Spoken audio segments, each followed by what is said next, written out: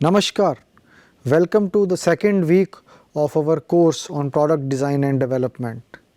Friends, let us take a brief review of what we have covered in the week 1.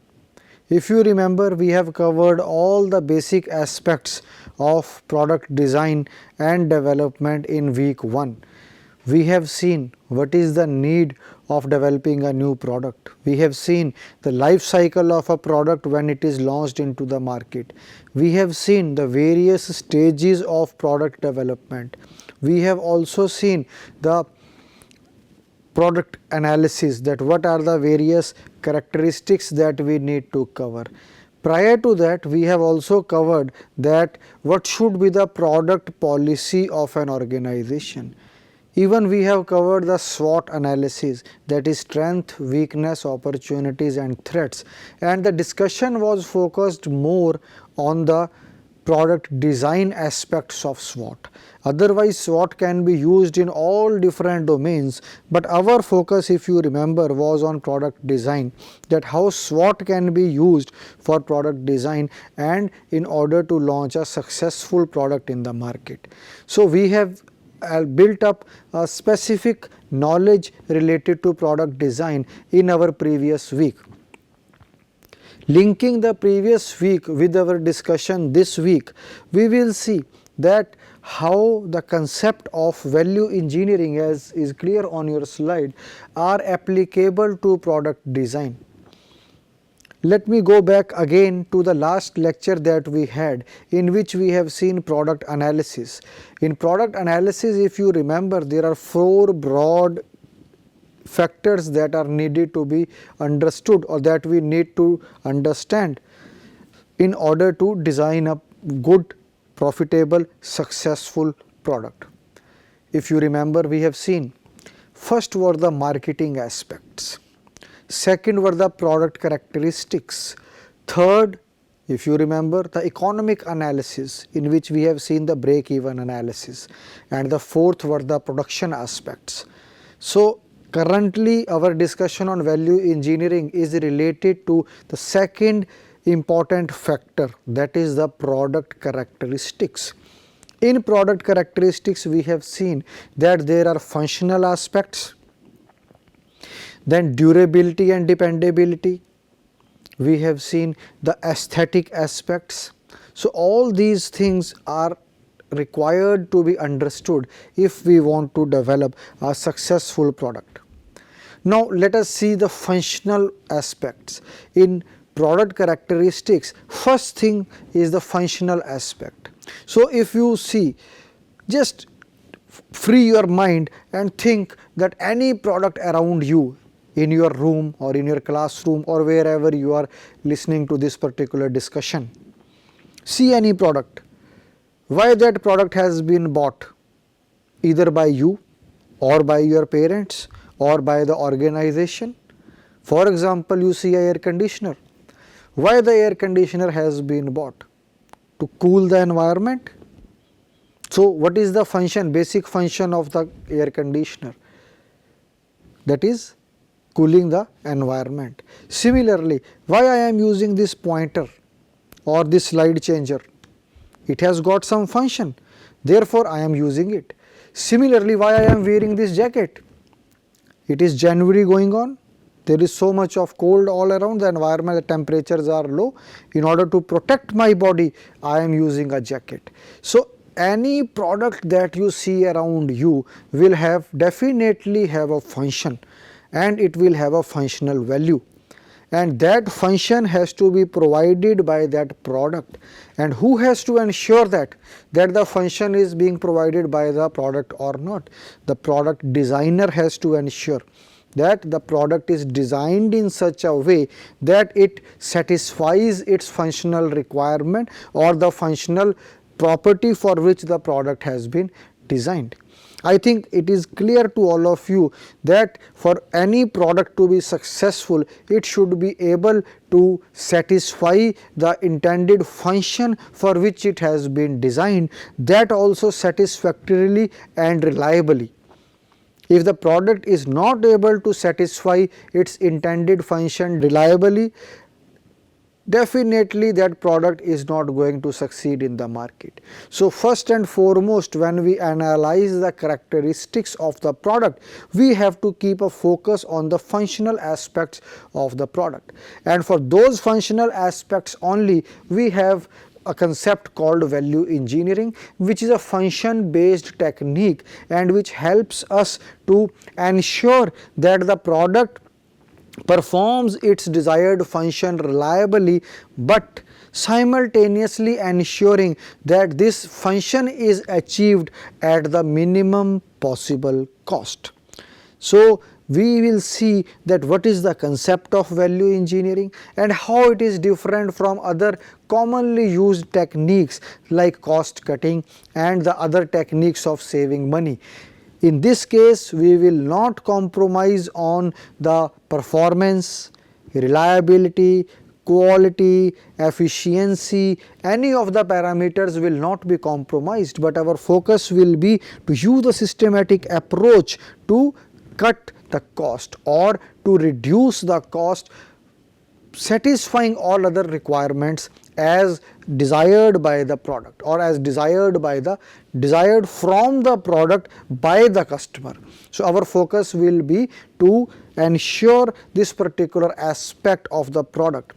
So let us now see one by one, slowly let us try to understand. This week our focus primarily will be on the concepts as well as the successful case studies of value engineering. It has been applied worldwide and there are so many success stories where the concept of value engineering has helped people to design the products, to launch the products in such a way that they have been outrightly successful. So we will see some of those case studies also. So let us first try to understand. In today's session we will just have an overview of the value engineering concepts, try to understand the basic philosophy of this technique and try to understand it with the help of some definitions and little bit of, we can say, historical aspects of value engineering, and we will also try to see that what are the advantages that we can derive if we use the concepts of value engineering. So let us go one by one. So let us first see the history. This is Lawrence D. Miles. He is considered as the, we can say, the pioneer figure or the leading figure in the field of value engineering. And how the value engineering concept evolved? It evolved due to the shortage of materials during the World War II, and GE, that is a General Electrical Company, found that many of the substitutes have better or equal performance at less cost. So for any particular product, what do you need? You need the materials or the substitutes. Now it so happened that after the World War II or in some time, overlapping time during the World War II, there was a shortage of materials, the designs of a particular, we can say, artillery gun or defense equipment were not available. So what did the engineers do? Particularly maybe at General Electric, this concept was developed, that why not to use alternate materials? Why not to modify that design? Why not to change the process? So three common things or three important things I have said. First is design, process and the materials, or other order, design, materials and the process. So these three things, if you change, these are the substitutes. So these led to better results. So substitutes were better as compared to the original design, original materials and original processes. So from there the concept evolved that there is always a scope of changing the product in context of its design, material or the process used to make that product, and this is helpful for saving of costs. So this was the basic, you can say, triggering point of launching the concept of value engineering.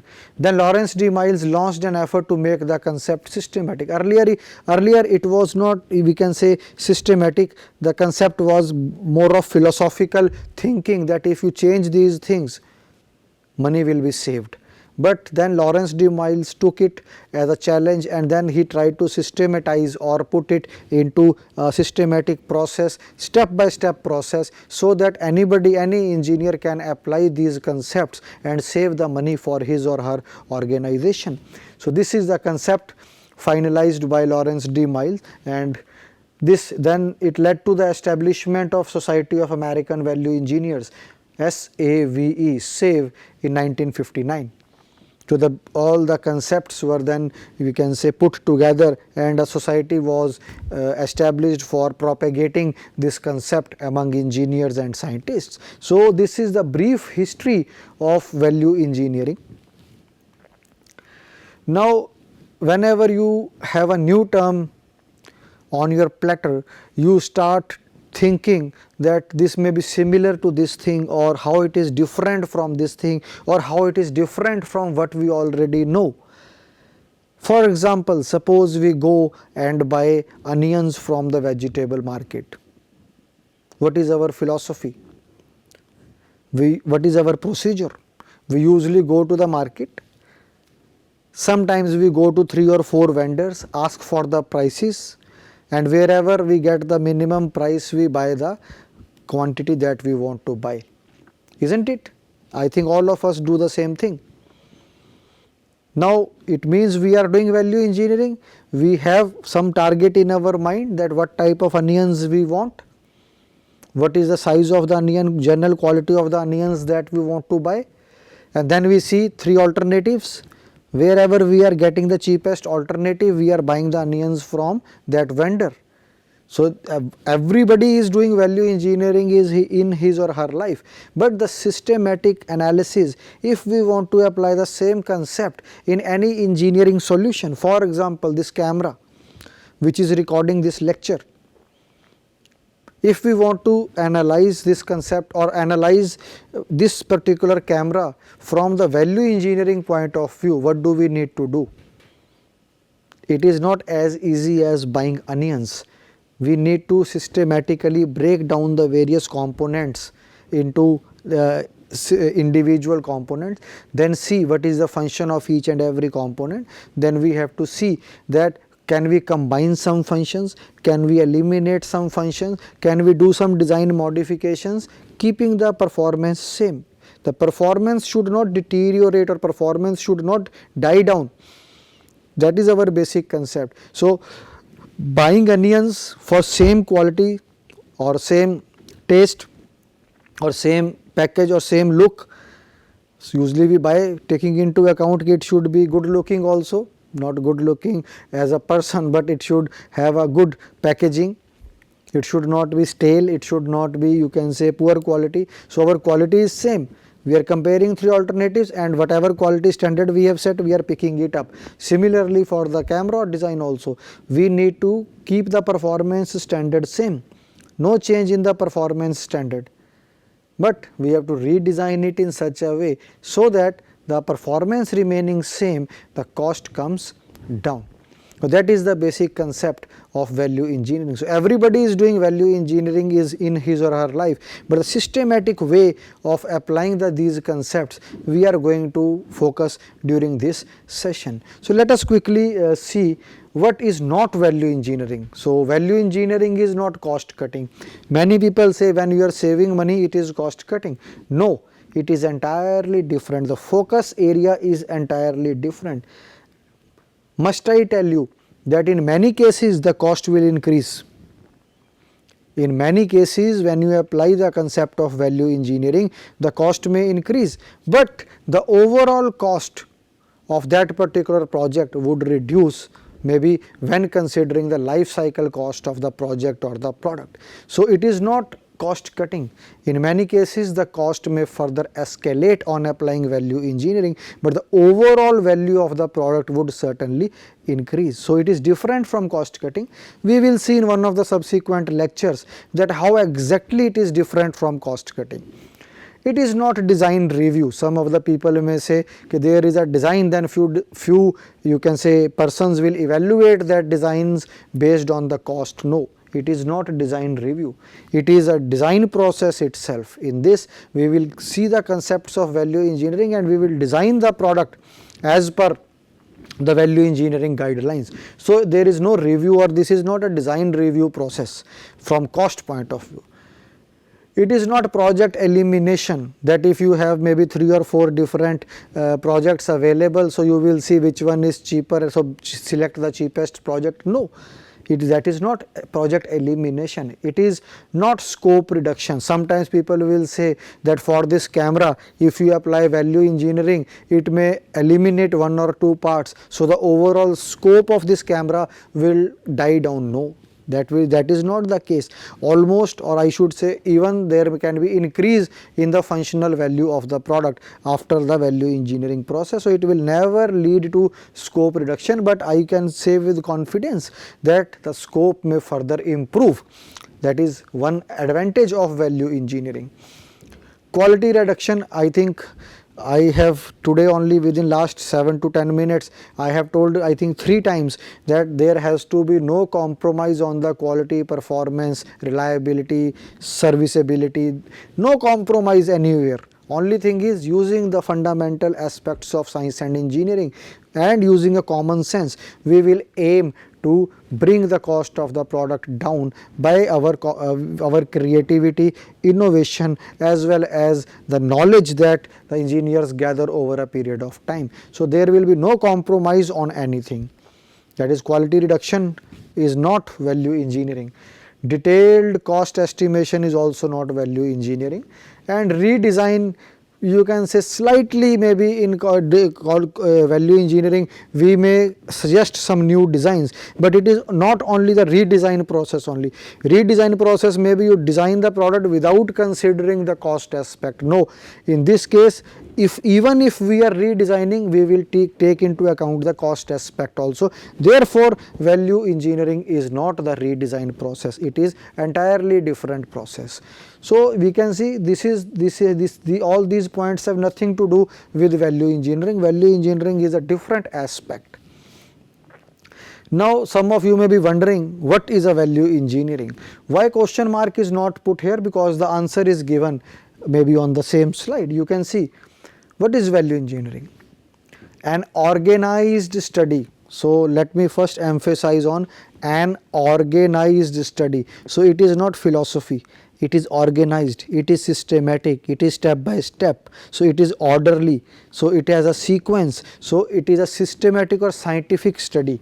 So an organized study of functions. I have already told with the help of example that each and every product that the customer buys has a function. So you have to take into account that function. So it is an organized study of the functions to satisfy the user's need that we have seen. Why do we design products? In the last week we have seen that products are designed to satisfy the fulfilled or the unfulfilled or the new needs of the customers. So the functions, it is focusing on functions to satisfy the user's need with a quality product. So quality cannot be compromised in this at the lowest life cycle cost through applied creativity. So let us see one by one.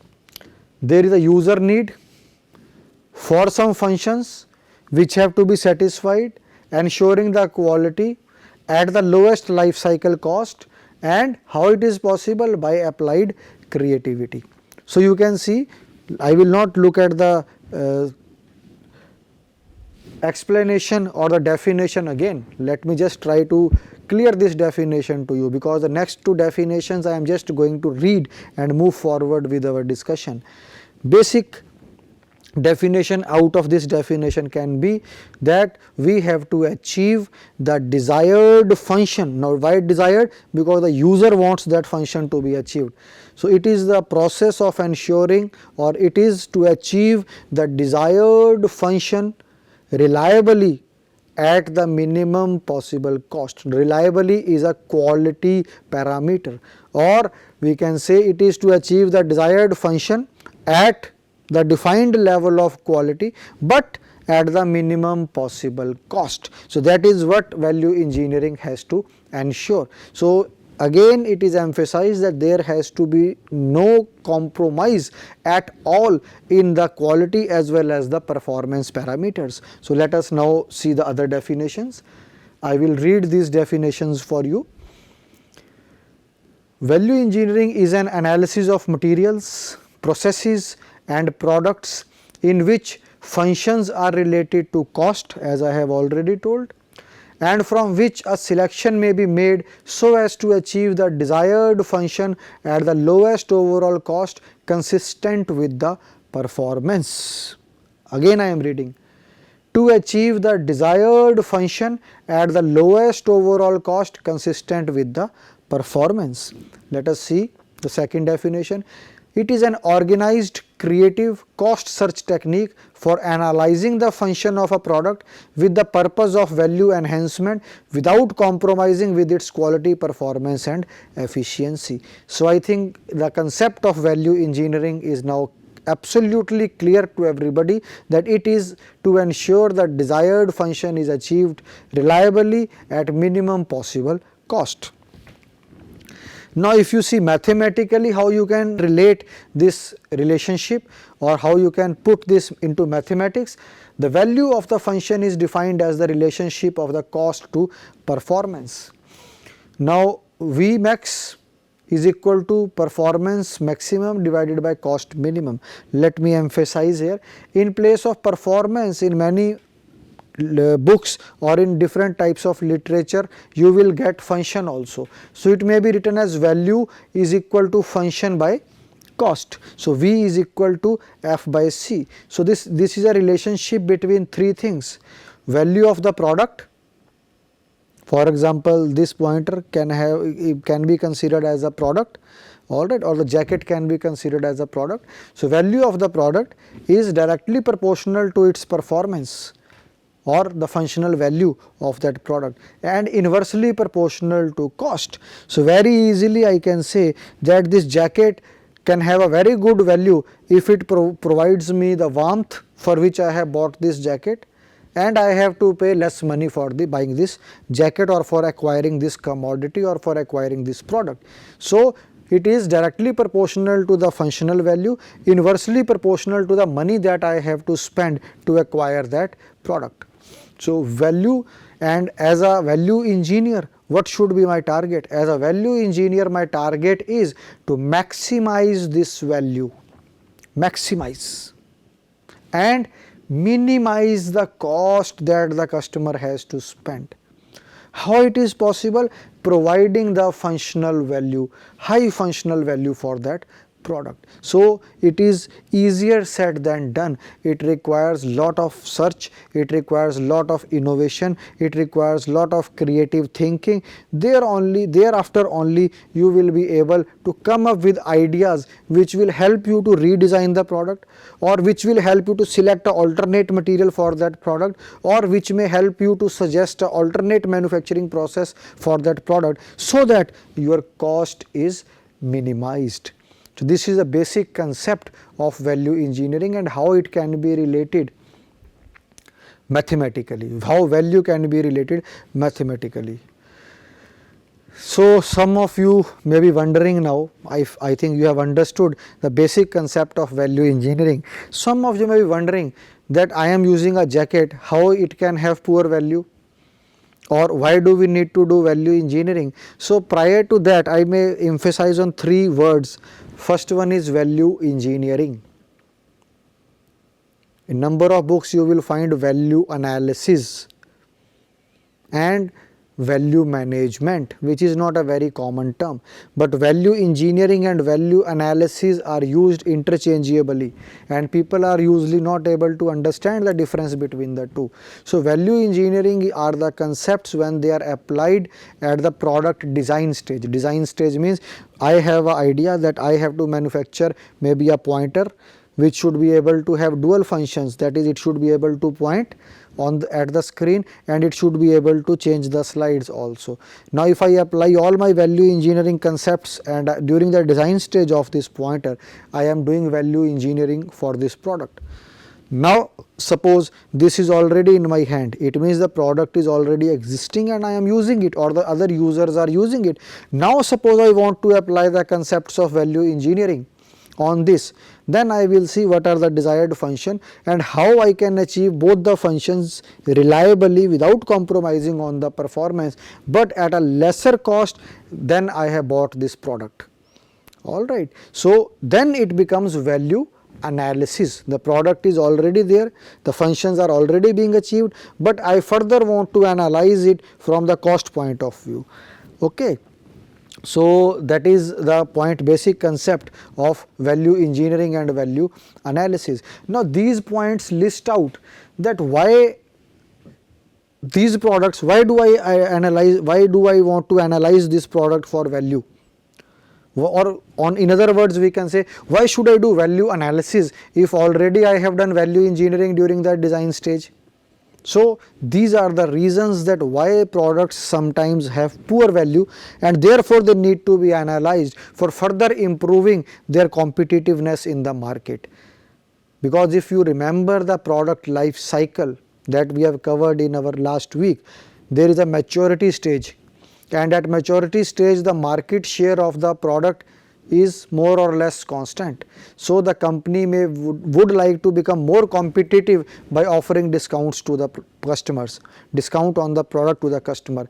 Now how the company will give discount? If they are able to save some money in the cost that is adding up to make that product. So at that point of time companies may want to do value analysis of the product, so that they use now alternate materials or manufacture it through alternate process, or they can redesign it slightly so that the overall cost of the product comes down, and they pass on the benefits to the customer and try to get more market share during that maturity stage. So therefore the value analysis is equally important as compared to value engineering, which is applied at the beginning or at the design stage of the process. Now let us quickly read these parameters.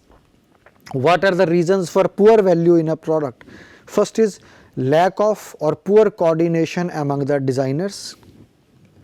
Evident, if designers are not in harmony, the product may have poor value. Failure to network with customer, poor definition of needs and wants.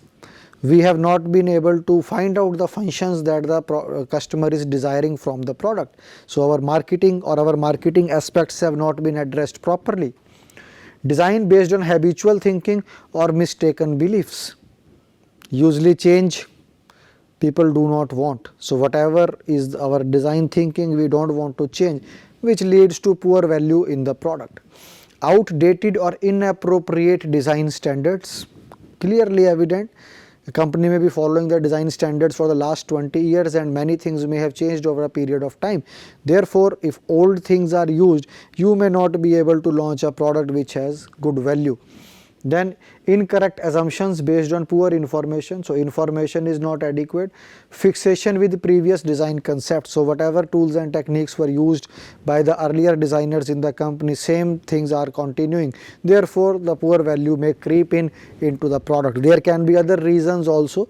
During our discussion we will keep on identifying these reasons which lead to poor value, and with case studies we will see that why this poor value has entered into the product and how using the concept of value engineering this poor value was eliminated, or the parameters or the functions leading to this poor value were removed from the product, and product that was redesigned was better as compared to the previous product which was not value engineered properly. So these are only some reasons which are responsible for poor value in the product. There are other reasons also which I will address during the course of our discussion. Now this is when to apply the value engineering concept. So this I will try to explain briefly. This is the cost or the money. This is life cycle. So if you see, cost to implement the change is increasing and cost reduction potential is decreasing. So this is the gap here, that is a net saving potential. Cost to implement the change, why it increases? Because suppose I am designing a product, my product design is on my screen.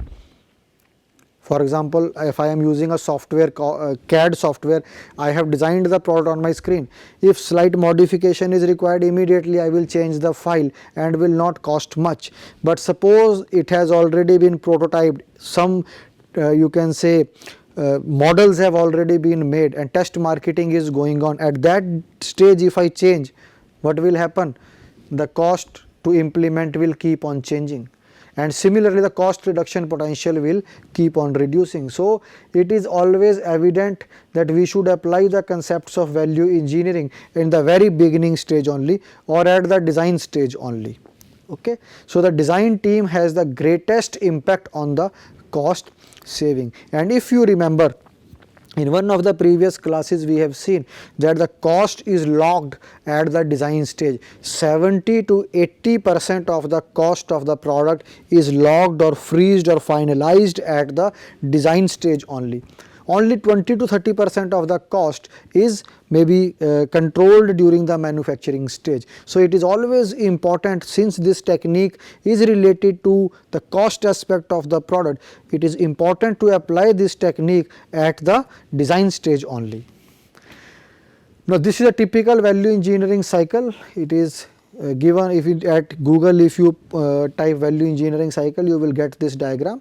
So very quickly I will just go through this, maybe we will come to this again in the next lecture.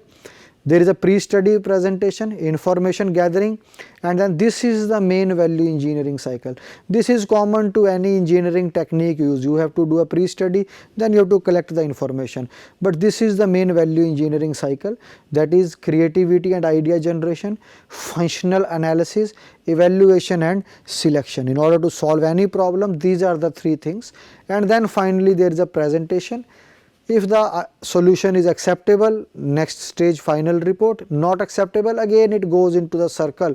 Again you create, innovate, generate new and new ideas, do the functional analysis with those ideas, and finally do the evaluation and selection.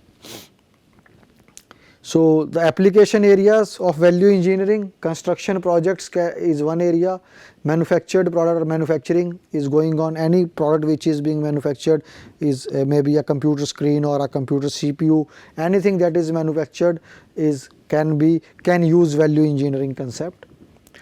Business systems and processes can also use. Service organizations like hospitals, airports, hotels, all these industries can use the basic concepts of value engineering. So we can say that this is the application. So application is not only limited to the tangible products, it is limited to the service industry also. So maybe I will stop here for today's lecture. We have seen today the basic concept of value engineering, the basic concept of function. We will discuss the functions again in the next section and try to relate it with the product design.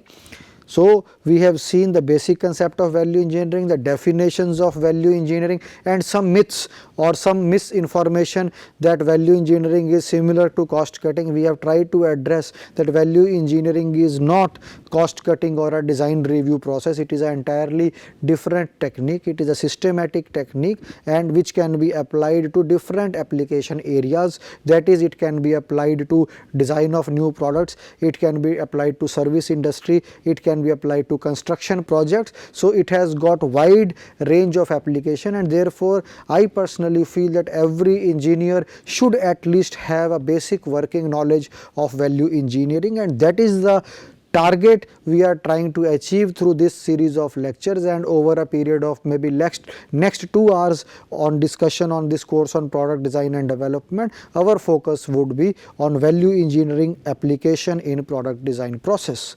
So with this we come to the end of today's lecture. In the next lecture we will see the next stage or application of value engineering into various aspects of engineering or product design. Thank you.